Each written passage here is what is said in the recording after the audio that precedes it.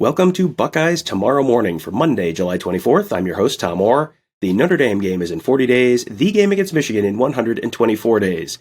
The season preview series continues today with the Rutgers Scarlet Knights. I asked our old friend Alex Gleitman who I should talk to for this one, because he covers Rutgers recruiting as well, and he said, no doubt, I had to talk to Richie Schnyderite. So that's what we're doing today. He is the publisher of thenighreport.net.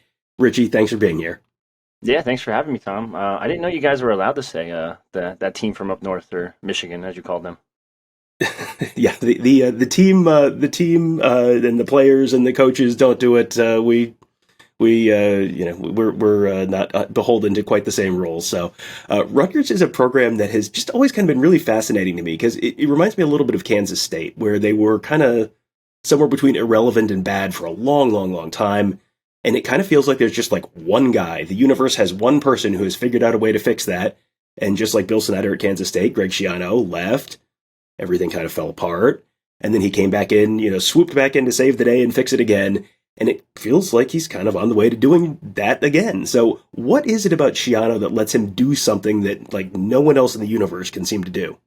I mean, before I dive into that, I mean, for starters, one of the guys that kind of blew it up over here and made it even worse than it was after Schiano left would had to be Chris Ash, Ohio State connection right there. But I don't want to talk too much bad about him because I do it enough as already. But yeah, no, I mean, Greg's just a Jersey guy through and through. He kind of knows what it takes in order to recruit New Jersey. It's obviously not easy. North Jersey guys are leaving the state left and right. He actually was able to get a bunch of Don Bosco guys back in the day when they were the top program. Leonte Carew, Darius Hamilton, a couple other North Jersey guys. He was close to landing a guy in Devin Fuller, who was a 4-star. Yeah, so I mean, it's just Jersey's a little different. It's a different culture, kind of. You kind of know that too. You're a Jersey guy. The culture here is a little different. If you're not from Jersey, we kind of don't respect you. I hate to say that like that, but it's just like that's how it is. But Jersey guys always have each other's back. And that was his whole pitch the first time around, is that like if we all just stick together from New Jersey and all just stay together, we could build a top 25 team. So now that's his pitch again. Obviously they tried a couple other options. Kyle Flood's a Jersey guy too, but he didn't have the charisma or the coaching ability to do the job, or even the recruiting ability at that. And then obviously Chris Ash came in. He hired a bunch of Midwestern guys, and it just didn't kind of work out because, like I said, this culture doesn't kind of, I hate to say it, they don't respect other people. Like I know Jersey always gets a bad rep, but it's kind of true. Like we all back Jersey, or it's like a whole giant family over here, and you don't want anyone new in your family, pretty much. The Ash thing, I think that 2019 team was maybe the worst I can remember ever watching in the Big Ten, and I'm not old enough to remember like the Denny Green Northwestern teams in the early 80s, so maybe it wasn't the worst ever. But I mean, that was a team that I remember getting in the car and driving out to that game, and it was like, why are we wasting our time with this? Like Ohio State was, I think, a 52-point favorite or something like that, and it was, then Schiano comes back in 2020 and at least made them interesting. They were very active in that portal the first year. They won 3 games, and then I mean, just the second half of the game in Columbus, Ohio State fans will remember they didn't win, but they were a pain in the butt. And it was kind of an indication that this was, there was a heck of a lot more fight in the program all of a sudden. And last year they win 5 games. You're in a position to be the last minute fill in when Texas A&M couldn't play in the Gator Bowl. And, they've had a few major wins in recruiting as well. They got Gavin Wimsett, who was a really, really highly thought of quarterback and not a Jersey guy, a Kentucky guy. So he enrolled early last year. I know Noah Vedrill's back this fall, but, is the next step in that progression for the program, is that a chance for Wimsett to start this fall and see some of that recruiting stuff start to, pay off on the field? It's tough because technically, like he enrolled as a high school senior, obviously, as you know, and a couple other guys know. He pulled the Quinn Ewers situation and just enrolled straight up. So it was a little interesting. He's still a little green. I don't know if it's a tough call right now because you could throw like he's kind of a true freshman, as I like to call him, because he did redshirt technically. So, I mean, you could technically throw him out there, like kind of what they did with Art Sikowski a couple years ago, but then we saw Art go against, I think it was Joey Bosa at the time, and he got destroyed in that. Ever since then, like his charisma, everything was just, his whole fun, he was out of funk completely. And that kind of, I don't want to say ruined Art a little bit, but that kind of made him a little nervous now because when you don't have the best offensive line and you're going up against the Ohio State defensive line, the Michigan defensive line, the Penn State defensive line, it's tough. Like it's tough to even stand up straight. So now it's a questionable thing what they're going to do right now. I think they trust Vedro a lot. They wouldn't have brought him back if they didn't. He was Schiano's, I guess, first quarterback recruit, if you want to call it that, technically, via the portal out of Nebraska. And he's serviceable. He's not going to throw a ton of picks. He's not going to throw the stupid passes. Yeah, maybe once in a while he will, but for the most part, he'll keep the ball in your hands. And I think the whole pitch is like they're going to try to go with Vedro at first and see if this works out again, and kind of let the defense try to win the game, or at least not let the offense throw you out of the game, I guess. And it sounds like Vedril's going to get the start for game one. Now, how long does this last? Maybe a couple games, because Boston College is no pushover. I think that's going to be a really tough one for them to open the season. Wagner, you should be able to beat, and then Temple. So maybe you start getting Wimsatt some more reps in game 2 and game 3. Or maybe there's the potential, even for a lot of people keep talking about, a potential 2 quarterback type system. And they're 2 totally different quarterbacks. Wimsatt's more mobile of the 2. Vedril's probably the safer option, like I said before, in terms of just throwing the ball in general. But Wimsatt has a stronger arm. Is it more accurate? It's up for debate. So, I mean, there's a lot of question marks still. There's nothing set in stone by now. And then even Evan Simon looked pretty good this spring as maybe a 1A, 1-2, 1B, 1C type situation. So this could kind of go either way right now. Training camp's going to mean a lot for what's going to happen with that quarterback situation. We are really ticking off all of the boxes on the former Ohio State defensive coordinator bingo card. They're playing Boston College and Jeff Hafley, Greg Schiano, Chris Ash. We'll probably talk a little Kerry Combs at some point. I'm not sure how, but we'll work them in it somehow. The leading rusher and receivers are gone from last year's team, along with, it looks like, a couple starters in the line. I mean, Phil Steele, I look at Phil Steele as I'm kind of looking at doing some of the show prep for this. He had every offensive unit ranked 10th or worse in the Big Ten. I mean, you kind of touched on it there. I mean, it sounds like this is probably going to be a year where the offense is kind of looking over at the defense, and I mean, Ohio State fans will remember the early Jim Tressel era where it was just like, defense, please help us. We can only score 17 points today, so if you can hold them to 13, maybe we can win. Is that what is there on offense that they're feeling good about right now, and where are the kind of areas of concern? So, yeah, they did lose their top rusher in Isaiah Pacheco, 7th-round pick, and their top receiver in Bo Melton, another 7th-round pick, who was, I think, these 2 guys were their top rushers and receivers for the past 3 seasons. So this is going to be tough replacement. Now, did they put up crazy good numbers? No, by no means whatsoever, because the offense has been struggling. I think it finished 112th out of 120 last year in points per game. So it can't really get worse, right? Like, could it? Maybe. I guess a little bit, technically, but yeah, so I mean, they have a good running back room. They brought in a 4-star in Samuel Brown out of Pennsylvania, who's kind of like more of a power back that they haven't had in the past couple of years. So that's going to be interesting to see how he fits in. Kyle Monungai has been up and down. We've seen him go for 1.2 yards per carry in a game. We've seen him go for 6-7 yards per carry in a game. It's up and down there. Receivers, they added a very good receiver in Syracuse transfer Taj Harris. It's a weird situation with him. So he technically quit on his team after game 4 last year. I think it was game 2 or game 3 last year versus Rutgers. He put up 140 yards, 2 touchdowns, and it's like, okay, like, where's this coming from? It's tough, because if he could stay on the team, like, he's pretty darn good. Because in 2020 he had 800 yards and I want to say 4 or 5 touchdowns it was. So he's a pretty good receiving threat. I think he'll probably be their top go-to guy. And then after that, they also added a West Virginia wide receiver transfer in Sean Ryan. Only a couple touchdowns for him with the Mountaineers, but nothing crazy.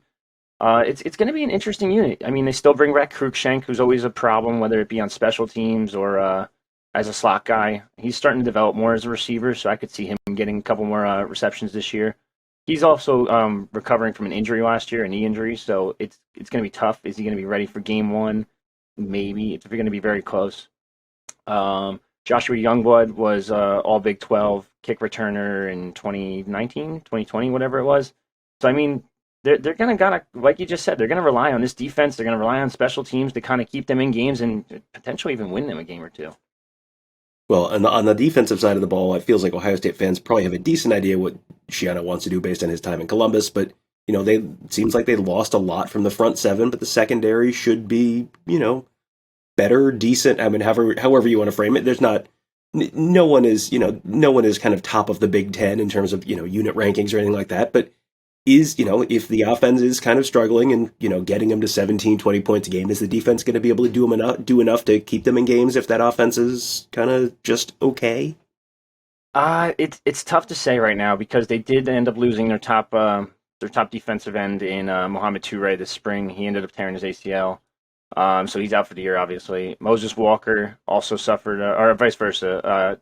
Toure got injured with a knee injury. Moses Walker, who was a four-star linebacker coming in, tore his ACL, so he's out. So then they're down to I think about 4 or 5 total linebackers, scholarship linebackers in 2022. So that unit's going to be rough. I don't know what they're going to do. They have a guy in Tyreen Powell who's kind of that new type of hybrid backer that can also play as a cover guy, who's probably going to be their top guy. But they lost a lot of talent. They lost Julius Turner, who was one of the best interior defensive linemen, in my opinion, in the Big Ten. I know he's a little undersized at 5'10", 5'11", but he played pretty well, and he was really good at stuff in the run there.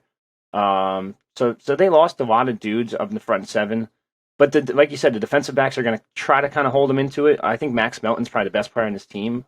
I wouldn't be shocked if he was a day 2 pick or maybe even a day 3 pick next year. He's technically only a junior, so he does have another season, but I think he's that good. He's going to be pretty impressive, but how much can you really do when you only you don't have a front seven? Cornerbacks can only do so much for you, or one cornerback can only do so much for you. Trying to think what else. The safeties, they got a guy in Desmond Igbinosun who's a young dude. He showed up pretty well in the Gator Bowl, which, like you said before, Rutgers replaced A&M in last year. He's young, he's tall, he's athletic. It's kind of a young team overall on defense, so there's going to be a lot of mistakes at first. But I think as long as they continue to develop these guys, it's going to be solid maybe towards the later half of the season. The idea of only having 4 healthy scholarship linebackers, that's kind of where Ohio State was about the time of the Rose Bowl last year. And, that was obviously a big concern for them at that point. But it took, multiple guys transferring during the season and some injuries and all that kind of stuff. Starting the year with 4 healthy scholarship linebackers is, oh boy, that's a pretty big red flag. But, it feels like still the overall trend line for the program is undoubtedly heading up. I mean, this is not the Chris Ash Rutgers anymore by a long shot. I did come across one incredible stat that shows there's still work to do. The last time they won a Big Ten home game was in 2017. Ohio State fans will remember that day in 2017. I think Rutgers beat Maryland that day. That was the same day as the 2017 Ohio State-Iowa game, so Ohio State fans know what Greg Schiano was doing that day, and it was giving up 55 points to Iowa, which not a great day in Ohio State history. They would have been, they've been picked kind of at or near the bottom of the Big Ten East by a lot of publications this year. I mean, there are some definite holes this year. So what would make this a successful season? Is there a total number of wins that, hey, if they can just get to 4 or 5 wins, they need to make a bowl game? Is it just getting some of the younger guys established in their roles? What constitutes success this season for Rutgers? I think obviously back-to-back bowl games would be huge for them. Do I see that happening? Probably not. You mentioned they haven't won a Big Ten game in what would you say, 5 years, something like that? Big Ten home game since 17, yeah. Yeah, the good news is they have Indiana at home this year, so there's a really good shot they get one. But yeah, so I mean, it is tough. I think it's just a matter of getting rid of the blowouts for the most part. Just stopping. You don't have to compete. You don't have to beat Ohio State. You don't have to beat Michigan. You don't have to beat Penn State. But just be competitive. Make the team look competitive. Make it look like they want to be out there each play, every snap. I don't want to put a win total on it, but I'd say around 4 to 5 wins would probably be solid. I think they have anywhere between 3 to 6 this season. A lot's going to depend on this first game. That I know everyone uses the term litmus test. That first game against Boston College is the litmus test. You lose to them, it's kind of gonna hurt you in recruiting as well because Boston College recruits the heck out of New Jersey already. So now that's going to be a tough one. So if they could upset BC early on, I know BC's 6-point favorites early on or something like that. If they can upset them, then they could be poised for a pretty good year. If not, it's going to be interesting. And you just gotta, like I said, just stay competitive in each game. Keep it close. You don't have to win all the big games, but just keep it close with some of these big powerhouses. And then I think some kids will start to see the trajectory, and that's going to just upstart recruiting again.